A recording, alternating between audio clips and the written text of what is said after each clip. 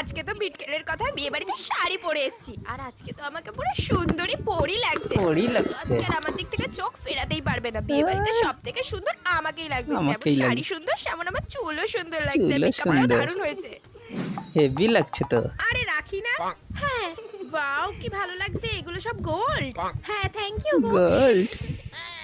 কিন্তু আমাকে মনে হয় বেশি ভালো লাগছে। আমার আবার? শাড়িটা দেখো কত সুন্দর।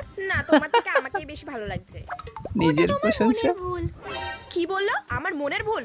আমাকে বেশি সুন্দর লাগছে না, এই জন্য এত রাগ ওর। হ্যাঁ, বাহ, হিংসুটে বিয়েবাড়ির মেয়ে। প্যান্ডেলটা তো দেখছি বেশ ভালোই করেছে।